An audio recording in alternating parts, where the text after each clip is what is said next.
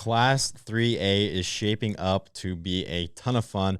We had a few huge games this week that really shifted into our rankings and showed us a lot. As we get deeper into the season, we're seeing teams kind of start to separate themselves from where our preseason rankings began, and that's exactly what's happening. We've got some teams proving that A, we had them at the right spot, and B, we undervalued them by a lot. And we've got a few teams like that that jumped really high into our rankings this week. Nevertheless, my name is Cade Nissen, delivering you our Rankers rankings. I'd ask before we start that you please subscribe to IU Sports on YouTube if you're not already. I'd be surprised. Most of you probably click on the video, watch the video, and click out. So if you can subscribe, comment, like the video, share it with people in your community so more people can hear about IU football and we can continue doing this, I would very much appreciate it. Nevertheless, let's get into it. 16 through 11. Again, tons of movement here in Class 3A. Coming in at number 16, Algona, and new to our rankings, they beat Charles City 48-0. They are 4-1, and they are a part of that gauntlet of a district with teams like, it's Webster City, Hampton, Newmont, Cal, I believe, like Humboldt, Nevada's not in that one, but nevertheless, Algona is in a very tough district, and they hopped into our top 16 to put that little number by their name when they play teams from now on. At number 15, Benton, back in our rankings, 4-1. The lone loss coming to Mount Vernon. They beat Fairfield 38-0. Well-deserved. Benton back in our rankings. Nevada at number 14, they beat Perry 49-14. Nice bounce back win. They are in that district with Harlan and Creston. So despite losing earlier in the year to Hampton, Dumont, Cal, Nevada, you still have plenty of time to make a statement before the playoffs start and rank and really ratchet your seedings up if you can beat one or both of those teams. At number 13, Bishop Heelan, they were undefeated. They lose their district opener to Sioux Center 21-0. So they drop out of our top 10, and Sioux Center, as you can imagine, hops into it. At number 12, Webster City, 3-2. Gosh, they started 3-0, and we thought this was a title contending team, and all of a sudden they've just stumbled. They got the doors blown off them last week at West Delaware, and this week they lose to a really good Clear Lake team, I will add. So this loss is not as surprising. Still an eye opener, but nevertheless, Clear Lake, a really good team. Webster City is going to look to find their feet underneath them as they drop out of our top 10. Still a really good team. Also a really good team dropping out of our top 10. Hampton, Dumont, Cal. They were undefeated and they lose to Humboldt 14-7.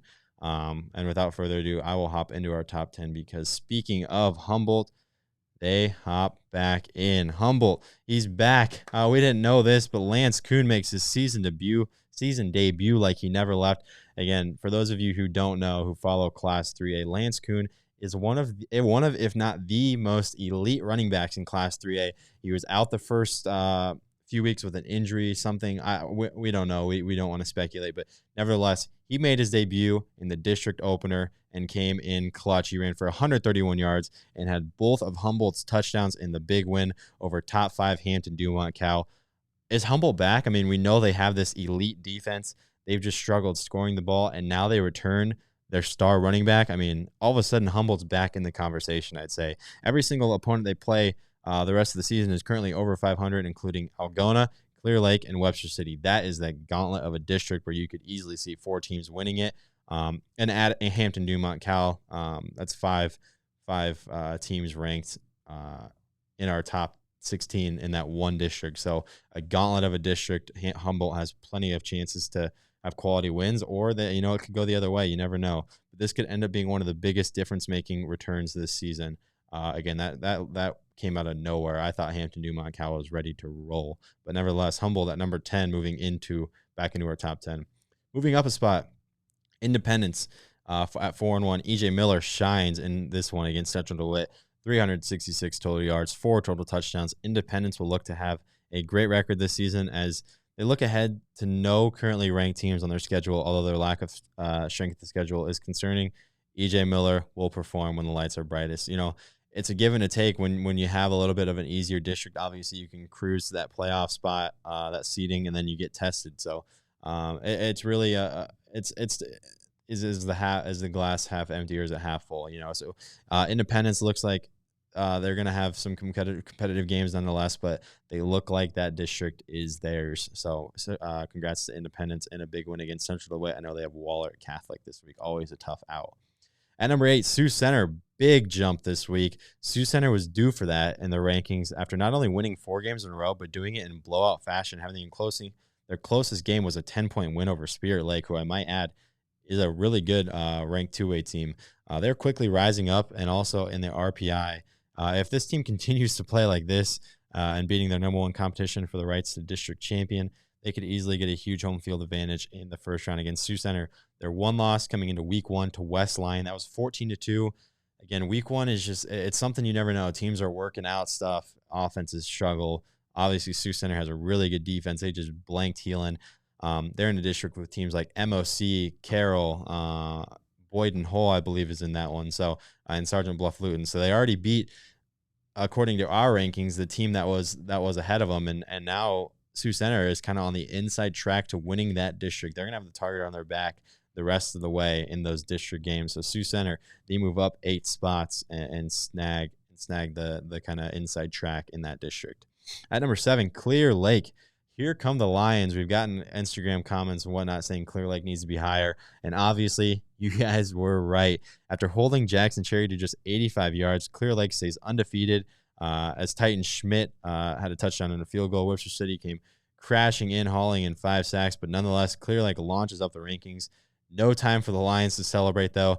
Again, this is the Gauntlet District. They still have Algona, Hampton, Dumont, Cal, and Humboldt to look forward to in the coming weeks. Again, all 3 of those teams inside our top 16, but Clear Lake, nevertheless, 5-0 and looking good so far.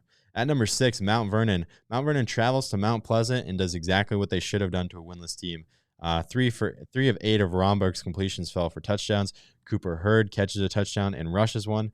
Not a ton to say about that one other than Mount Vernon took a tough loss to Solon last week, and they take on 4A's number 4 Assumption this week in a game that could honestly go either way. So Mount Vernon, a nice kind of pick-me-up game before they get a top 5 team in Assumption.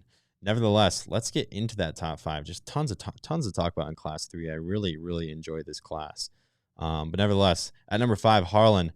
No hard feelings for the Cyclones. They fall to what we now know as an incredible Crescent team and a very, very good Lewis Central squad. This is the best 2-loss team in Class 3A in our rankers' opinion. Could definitely see this team winning out. No need to turn the alarms on.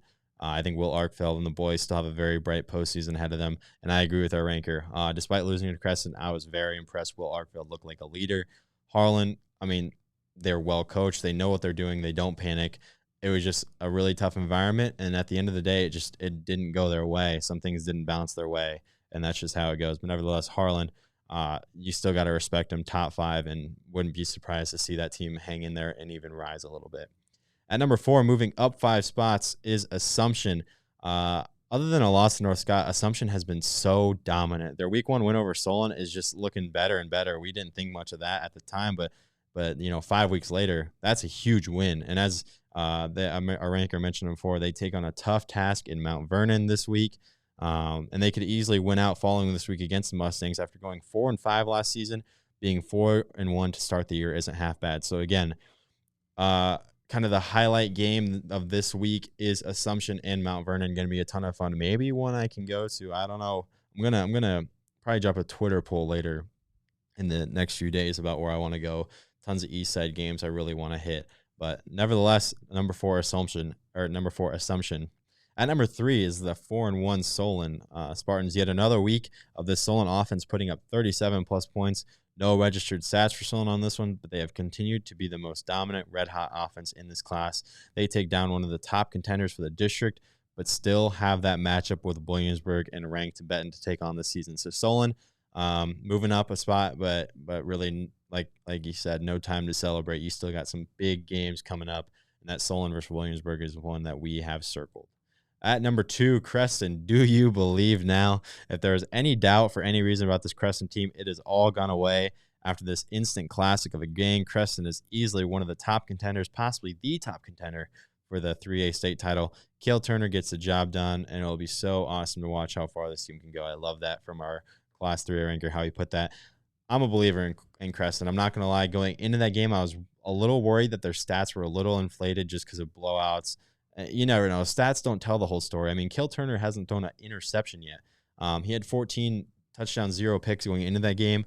I know he threw one. I'm trying to think. I think he only threw one, but nevertheless, that team is legit. Brennan Hayes is a star. He does it all. I mean, he made the game-winning field goal. He leads the team in rushing. He leads the team in receiving. They find creative ways to get him the ball.